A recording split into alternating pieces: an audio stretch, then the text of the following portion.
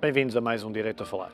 O setor da banca em Portugal atravessa um período de profundas transformações, com o colapso do Banco Espírito Santo, os movimentos de consolidação em curso e a entrada em vigor das novas regras europeias da União Bancária a nível europeu. Para nos ajudar a analisar este tema, são nossos convidados de hoje, os advogados especializados na área bancária e financeira, Alexandra Maia Loureiro, sócia da SRS Advogados, e Pedro Ferreira Malaquias, sócio da Uria Menendez Proença de Carvalho, a quem desde já agradeço a vossa presença neste Direito a Falar. Obrigada. Eu começava por si, doutora, tentar perceber o que é que muda para a banca portuguesa com a entrada em vigor das novas regras da União Bancária. Afinal, o que é esta União? Bom, a União Bancária é, de facto, enfim, a ideias que está subjacente é a convergência de todos os Estados-membros numa política comum relativamente ao sistema bancário. A ideia será fortalecer o sistema bancário e assenta em três pilares fundamentais. Por um lado, uma supervisão única, e essa supervisão será encabeçada pelo BCE e, no fundo, será a entidade regulatória, enfim, máxima, que irá, de certa forma, substituir o papel que hoje em dia é desempenhado pelo Banco de Portugal. Por outro lado, um sistema de resolução único, ou seja, a criação de um fundo de resolução que será participado pelas principais instituições dos 28 Estados-membros. Finalmente, um sistema único de garantia de depósitos, em que haverá também um sistema comum aos Estados-membros. Ou seja, passa a haver um fundo europeu que substitui os fundos nacionais. Precisamente, tanto no que respeita ao fundo de resolução, como no que respeita ao fundo de garantia de depósitos. Isso em Portugal, Portugal já tem um fundo de resolução. Estamos a ser cobaias dessa União Bancária? Eu não diria cobaias, quer dizer, eu acho que Portugal escolheu o seu caminho, entrou num caminho que tem a ver com essa convergência no modelo da União Europeia. O Fundo de Resolução português, enfim, será, de certa forma, é de facto a primeira experiência na União Europeia, mas, quer dizer, não me parece que seja cobaia, é um caminho que foi escolhido e de facto, as circunstâncias levaram a que o caso português fosse o primeiro. Mais cedo. Mas, quer dizer, muitas vezes as pessoas não, ou pelo menos as pessoas lá em casa, não têm consciência disto. O Fundo de Resolução e o mecanismo de resolução que foi adotado no BES é um mecanismo com uma gênese na legislação europeia e, portanto, não é uma coisa que os governantes em Portugal ou que o Banco de Portugal se lembrou de aplicar neste caso concreto. Exatamente. Portanto, isto decorre de legislação comunitária. E que balanço faz da aplicação deste fundo para já? Eu acho que é difícil, desta medida. Eu acho que é muito difícil neste momento fazer um balanço da medida que foi aplicada. De facto, tem o inconveniente de não ter sido testada ainda, não é? Acho que criou, em termos sociais, uma série de problemas, enfim, sociais e não só, financeiros, os próprios investidores que foram apanhados, quer investidores de retalho do banco, quer os investidores institucionais, no fundo, foram, de certa forma, apanhados de surpresa com esta medida. Tem sido uma medida muito impopular, obviamente, nos clientes do banco, nos investidores, etc. Mas acho que é muito cedo ainda para fazer um prognóstico, porque, na realidade, como não se deixou que acontecesse a outra alternativa, ou seja, uma possível insolvência do banco, uma liquidação, etc., é difícil nós percebermos até que ponto é que esta medida tem mérito, porque não conhecemos o reverso da medalha e, portanto, nunca conseguimos perceber exatamente o que é que teria acontecido se tivéssemos deixado o banco seguir o seu curso. Quer dizer, o que é que iria acontecer? Não se sabe, não é? Portanto, acho que é um bocadinho difícil para saber. Fazer um balanço. Concorda, doutor? Sim, claramente. Embora... é verdade que o Fundo de Resolução é inspirado nas normas comunitárias, que ainda não estão completamente implementadas e não têm que o ser até 2016. E depois, mesmo assim, o Fundo de Resolução europeu, chamemos-lhe assim, será implementado gradualmente. Só lá para 2024 é que teremos o Fundo de Resolução a funcionar plenamente para toda a banca europeia. porque isto vai ser por secções. Nos primeiros, até 2018, julgo eu, haverá cerca de 60% das participações dos fundos nacionais que são transferidas para lá, e depois vai havendo uma consolidação das participações nacionais gradual. até 2024, mais ou menos. Agora, a solução implementada no caso português foi inspirada já nessas regras, tal como a Alexandra estava a dizer, que eu aproveito para saudar, e naturalmente que nesse aspecto, não sei se podemos chamar cobaia, mas pelo menos ser uma primeira experimentação, sendo que naturalmente há algo em que não é claramente cobaia, é que as regras de funcionamento do Fundo de Resolução Europeu não têm nada a ver com as regras de funcionamento do Fundo de Resolução português, por um lado, porque aqui depende diretamente do Banco Central e o Banco Central decide tudo o que tiver que decidir sobre isso, enquanto que no modelo europeu consolidado haverá uma entidade autónoma independente que vai decidir a aplicação das medidas de resolução, embora eventualmente o processo seja iniciado pelo Banco Central Europeu, será uma entidade independente criada para o efeito e que vai gerir esse processo, e se reúne quando em sessão plenária ou ao Comitê Executivo, portanto é uma comitologia um bocado complicada, mas também que foi pensada para funcionar rapidamente. Em 30 horas eles têm que ter uma decisão tomada sobre se vão ou se não vão aplicar as medidas de resolução. Cá não, cá tudo dependente do Fundo de Resolução. Aliás, quem manda no Fundo de Resolução é o administrador do Banco de Portugal, um dos vice-governadores do Banco de Portugal. Agora, o que é que ainda poderia comentar acerca desse tópico concreto do Fundo de Resolução? É que, na medida em que há um empréstimo que foi feito pelo Estado e que quem vai ter que reembolsar é o Fundo de Resolução, e quem vai ter que eventualmente dar o dinheiro ao Fundo de Resolução para reembolsar ao Estado são os bancos portugueses, obviamente que esta solução interessa a todos os outros bancos portugueses, porque sabem que ainda não foram, mas poderão ter que ser chamados no futuro consoante o valor da venda. A entrar com dinheiro para reembolsar esse empréstimo do Estado português. Mas isto tem um bocado a ver com um axioma que faz parte das novas medidas que vão ter que ser implementadas a nível europeu, que em inglês, e vai-me desculpar que eu sou capaz de ter que usar durante o programa alguns anglicismos, mas é que todos os documentos estão quase todos eles escritos em inglês, mas é o chamado share burden, ou seja... É partilha de custos, de esforço. Quer-se que o esforço seja partilhado de uma forma diferente daquela que era partilhada até agora. E, portanto, as novas medidas, quando elas forem implementadas, e o bail-in ainda não está plenamente implementado, vai exigir que os primeiros a serem chamados a sacrificarem sejam os acionistas, depois os credores dos bancos, e vai sempre salvaguardar, através do Fundo de Garantia de Depósitos que a Alexandra falou, os depositantes. Tem um determinado montante, naturalmente. E inclui os credores não subordinados? Os credores serão chamados a responder pelos prejuízos dos bancos de acordo com o seu ranking. Portanto, os subordinados, logo a seguir aos acionistas, são os primeiros a ser chamados. E só depois é que são os obrigacionistas? Só depois é que são os obrigacionistas séniores. Isto, em termos de banca portuguesa, o que é que os vossos clientes do setor dizem em termos de expectativas face à supervisão europeia? Esperam um controle mais apertado? Esperam... Enfim, por um lado, sim, eu acho que há um mérito nesta ideia da supervisão bancária europeia, que tem a ver com o facto de o risco de crédito deixar de estar centralizado na geografia onde se localiza a entidade que está a receber. Não é? É o tal corte entre o banco e o seu soberano. Pelo menos a ideia será essa, ou seja, enfim, os bancos, quando recorrem ao crédito, as empresas, etc., ficam ou deixam de ficar na dependência, pelo menos este é o objetivo, deixam de ficar na dependência do risco de crédito associado àquela geografia em especial. E, portanto, neste caso, Portugal, enfim, uma entidade, tanto faria estar em Portugal como na Alemanha, teria ou ser-lhe associada à mesma ideia de risco de crédito. Isto tem valor, tem um mérito, obviamente, sobretudo para Portugal, que ultimamente tem sido bastante penalizado relativamente ao acesso aos mercados financeiros, precisamente pelo risco de crédito que está associado à República Portuguesa.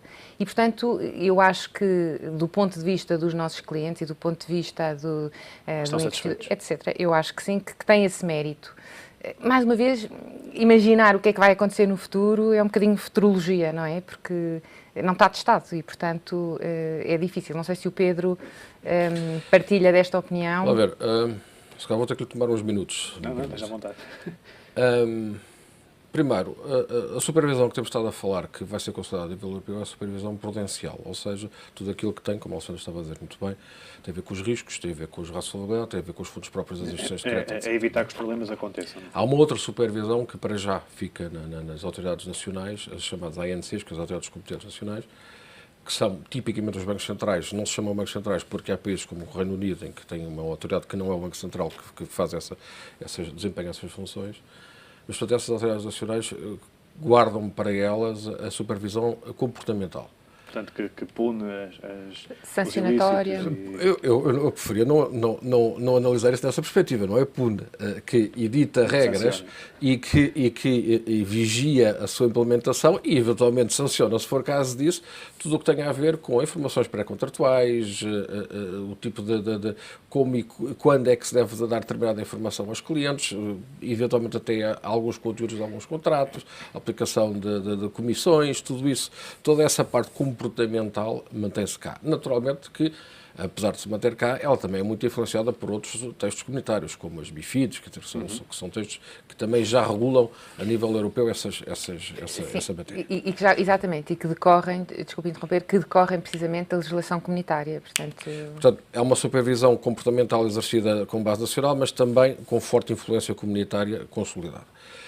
Voltando à prudencial, nós ainda não sabemos exatamente como é que isto tudo se vai passar, mas para explicar um pouco aos telespectadores como é que isto vai ser montado, no BCE vai haver 4 grandes divisões, direções gerais, aliás, a chamada Direção Microprudencial 1 e 2, que são as que vão tomar conta e tratar e acompanhar as instituições de crédito mais significativas. E a 3 vai acompanhar as menos significativas e a 4 é horizontal, transversal às outras 3. O que é mais significativo? Que são as instituições de crédito mais significativas? São aquelas que têm que obedecer a vários critérios. Há 4 critérios fixados, mas os 2 mais relevantes são terem um total de ativos superior a 30 mil milhões ou serem uma das 3 instituições mais importantes do país em causa. Portanto, no caso português estamos a falar da Caixa, BCP, BPI, Novo Banco. E Novo Banco. O TOTA não, porque consolida com a Espanha. Pois, portanto, é tratado a nível consolidado, assim como o Bilbao Vizcaya, assim, o Barclays nem sequer é filial. Mas nós temos cerca de 4.700 bancos na União Europeia. Os mais significativos são cerca de 1.200. Portanto, essas duas direções de microeconomias vão, digamos, acompanhar, monitorar a parte prudencial de cerca de 1.200 bancos. São 120 grupos bancários, são 1.200 bancos. E depois há 3.500 que ficam na 3, em que, em primeira mão, a supervisão prudencial é liderada pelas autoridades nacionais, mas a qualquer momento o BCE pode dizer: eu quero, passa-me para cá a informação, eu quero intervir diretamente nesse processo, etc. Agora, depois ainda há uma outra autoridade, que é a EBA, que é a Autoridade Bancária Europeia, que vai editar, e já começou a editar, e vai continuar a editar, uma proliferação de regulamentos, de normas técnicas, de opiniões, etc., que vão também regulamentar a vida dos bancos. O que é que isto tudo vai dar? Vai dar uma quantidade imensa de normas, uma quantidade imensa de textos a que os bancos vão ter que obedecer. Eu tenho dito que, acho que no meu tempo, quando eu comecei na banca, há umas dezenas de anos, não vou dizer quantas, a banca caracterizava-se por uma atividade que era muito... havia grande flexibilidade e grande liberdade de criação. E eu lembro-me, e era um dos prazeres que eu tinha enquanto jurista, de trabalhar na altura no Banco Português do Atlântico, de trabalhar na criação de produtos novos que nunca tinham sido implementados cá em Portugal. E dava-me assim uma ficha técnica e eu, a partir daí, começava a desenhar um contrato de uma folha em branco. Isso hoje em dia já não vai ser possível, ou dificilmente vai ser possível. Há um grau de intervenção dos reguladores. Eu acho que agora um funcionário bancário daqui a uns anos, quando começar ao serviço, deve receber assim um manual deste tamanho para ler, fica durante 2 meses a ler aquilo tudo, deve ter lá as facts todas, as perguntas mais importantes estão lá, as respostas todas, e vai ter que ser by the book, porque certamente que a implementação destas normas todas a nível europeu vai ser feita com bastante mais peso e mais vigor do que aquilo que foi feito durante os últimos anos. E, portanto, os bancos vão também, isso vai ser bom para nós advogados, vão também ter que ter bastante mais atenção àquilo que são as regras de supervisão e tudo o que seja digamos, o trabalho regulatório. Sim, e ter que a atividade de compliance. não... Aliás, nota-se já um acréscimo enorme nos bancos dos departamentos de compliance e da própria da estrutura da atividade, da carga de trabalho dos departamentos da função de compliance. O que leva, eu uma vez, numa das reuniões internacionais a que fui, estar com o tipo do Deutsche Bank, que me dizia que só para a questão do money laundering, que é a questão do branqueamento de capitais, e que tem que ver se os tipos preenchem ou não preenchem os requisitos, se tem que haver alguma participação zero, tinham não sei quantos milhares de funcionários a trabalhar naquilo. Sim.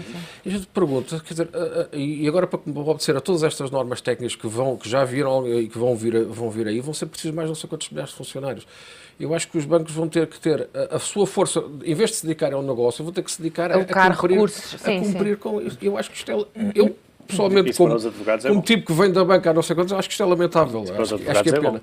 É mais trabalho. É bom, mas não sei se é verdadeiramente aquele trabalho que a gente gostaria. Eu gostaria de dedicar mais o meu tempo a fazer contratos, a criar direito do que estar mais interessantes do que eu acho que há de facto, e é um bocadinho fruto da conjuntura que vivemos, há o sentimento de uma ingerência enorme, e aliás estas últimas alterações, por exemplo, ao RGIC, e que decorrem igualmente de legislação comunitária e que vêm estipular, enfim, uma série de regras relativamente à criação de comissões para a adequação dos membros dos conselhos de administração das instituições. É o preço que os bancos têm que pagar para serem socorridos. Impressionante, sim, quer dizer, e há de facto uma ingerência enorme do regulador e do legislador, no fundo, na vida privada, não é? E na própria gestão, na forma como as instituições financeiras são geridas. Bom, de certo modo, os bancos serão também os culpados disso, não é? Na medida em que tiveram durante muitos anos uma liberdade muito grande que lhes foi dada pelas autoridades de supervisão.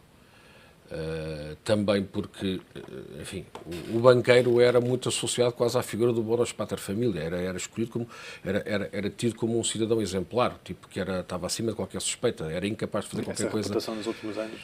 E agora quase que é equiparado a um malfeitor, erradamente, naturalmente, quer dizer, caiu-se num exagero contrário, não é?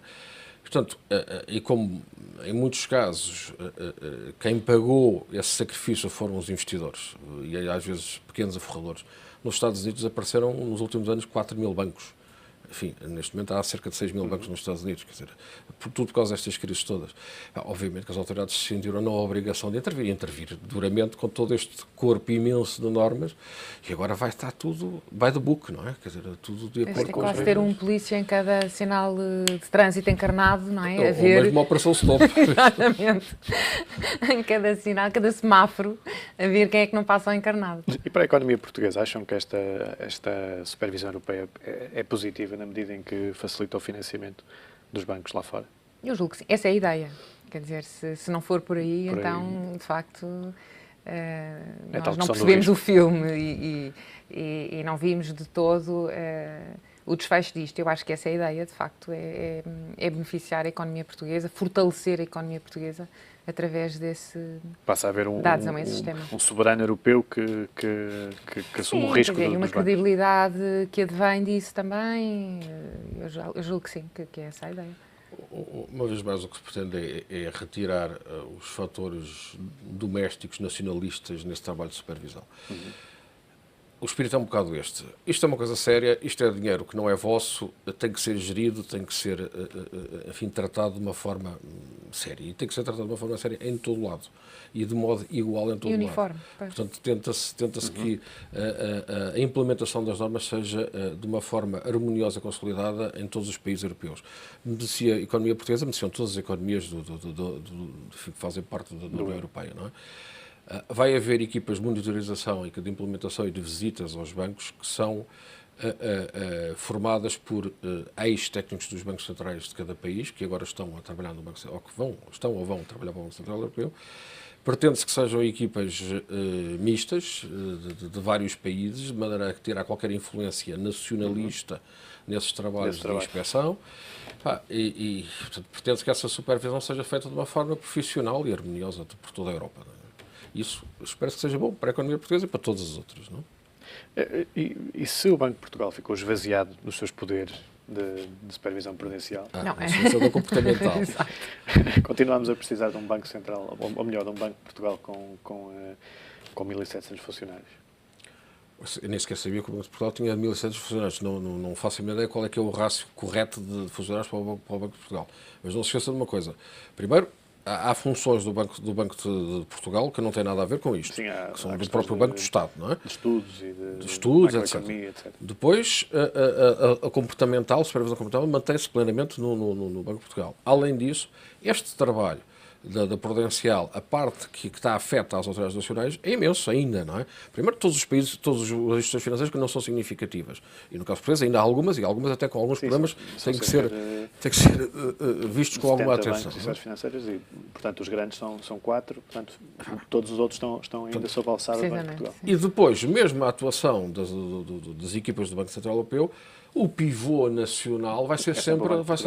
E, por exemplo, se eu quiser comprar um banco, se eu quiser tomar uma participação qualificada num banco em Portugal, eu tenho que entrar com o processo no Banco de Portugal, mas o Banco de Portugal tem que preparar a decisão para as autoridades europeias decidirem. E há a questão da idoneidade, que continua a ser tratada no Banco de Portugal.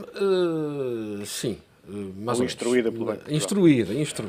Instruída. Ou seja, os processos continuam a entrar pelas autoridades nacionais que têm que preparar as decisões. Sim, preparar o dossiê. Para o Banco. Vamos ter que interromper para um breve intervalo, mas voltamos dentro de breves instantes com a continuação da nossa conversa.